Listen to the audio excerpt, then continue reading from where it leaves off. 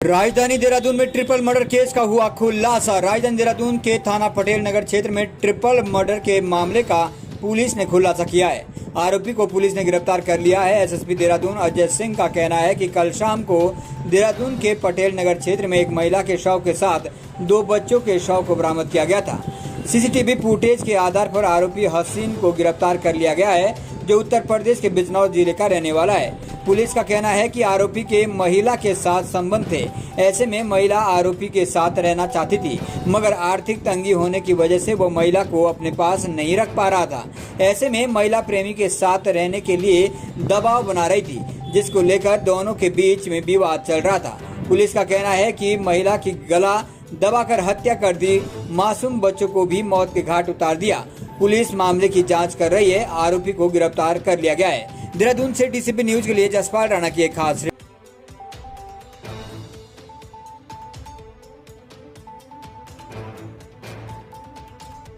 इसमें 25 तारीख की देर सायंस कंट्रोल रूम में सूचना प्राप्त हुई थी कि एक बड़ो वाला में एक नाला है जो फॉरेस्ट से लगा हुआ, वहाँ पर कुछ स्मेल सी आ रही है फाउल सी। इस सूचना पर पुलिस टीम पहुंची थी और वहाँ पर जब सर्च किया तो देखा वहाँ पर 2 डेड बॉडी मिली थी और चूंकि देर साय का वक्त था, 2 डेड बॉडी को रिकवर करके मॉर्चरी भिजवा दिया गया था और घटनास्थल को सुरक्षित रखते हुए जो अगले दिन प्रातः वहाँ सर्च ऑपरेशन किया गया और फोरेंसिक की टीम और डॉग स्क्वाड को बुलाया गया तो वहाँ पर एक बॉडी और महिला की रिकवर हुई थी जो कूड़े के अंदर दबा के रखी गई थी। काफी सारा कूड़े का ढेर था वहाँ पर दबा के रखी गई थी और इसके बाद यह घटनास्थल के निरीक्षण और जो वहाँ से कपड़े और अन्य सामान जो बरामद हुआ था उससे स्पष्ट हो रहा था कि ये फैमिली एक ही फैमिली है और इसमें जो बच्चे हैं और जो मदर है वो कहीं ना कहीं एक ही परिवार से जुड़े हुए हैं और इनको कहीं ना कहीं हत्या करके या इस तरह करके डंप किया गया है। चूंकि घटना बहुत ही अति संवेदनशील थी, हर जगह इसमें हमने गुमशुदगी के लिए पूरे प्रयास किए कि कहीं गुमशुदगी पूरे हमारे जनपद में कहीं लिखी हो इस तरह की। आसपास के सरहदी जनपदों में खासकर जो हमारे वेस्टर्न यूपी के सब जगह हमारी ज़्यादा टीम व्यक्तिगत रूप से भेजी गई, लेकिन कहीं भी कोई इस तरह की गुमशुदगी जो मैच कर रही हो, जिसमें गुमशुदगी काफ़ी थी, महिलाओं की थी, बच्चों की थी, लेकिन कोई ऐसा मैच नहीं हो रहा था जो इस उम्र से मेल खा रहा हो। इसके बाद हमारे द्वारा जो है वहाँ पर जब घटनास्थल का बारीकी का निरीक्षण किया गया तो वहाँ पर एक रोडवेज बस का एक टिकट मिला था जो जिसके नंबर वगैरह घिस गए थे, लेकिन उस सीरीज को देखते हुए हमने सारे कॉम्बिनेशन पर जो उसको ट्राई किया और ये पता चला कि एक बस जो नेटौर से चली थी वहाँ पर 2 लोग इसमें चढ़े थे जो एक थे और वो टिकट उन्हीं का प्रतीत होते हुए हमने पूरा अंदाजा लगाते हुए सीसीटीवी फुटेज बस स्टैंड की ली तो वहाँ पर वो महिला और बच्चे एक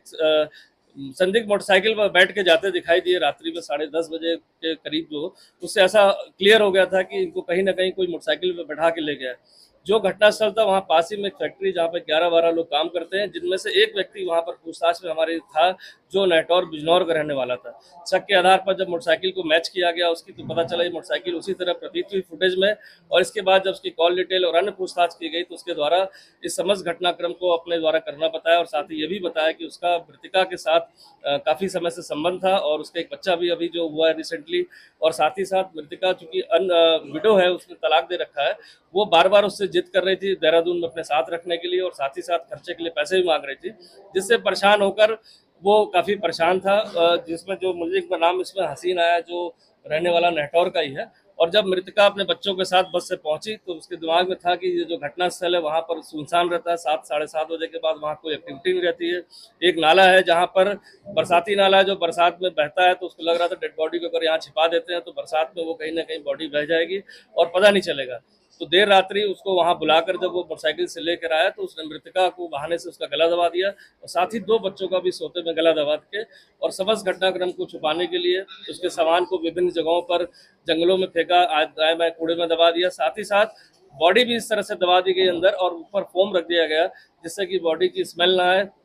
और बॉडी जल्दी गल जाए गर्मी के कारण। और समस्त चीज़ों को करने के बाद वो अपने घर चला गया। मृतका का मोबाइल उसने अपने पास छुपा कर रख लिया था जो उसके निशानदेही पर बरामद कर लिया गया। तो समस्त घटनाक्रम में जो इसमें हसीन नाम का जो अभियुक्त है उसकी गिरफ्तारी कर ली गई है। इसमें मुकदमा धारा 302 में पुलिस द्वारा दर्ज कर लिया गया है। साथ ही साथ जो साक्ष्य मिले सीसीटीवी फुटेज उनसे भी अब टैली हो गया है कि इसके द्वारा ही मृतका और उसके परिजन को बैठाकर परिवार को और इस तरह ले जाकर सुनसान जगह पर ले जाकर उसकी गला दबा कर हत्या करने के बाद सभी साक्ष्यों को मिटा दिया गया।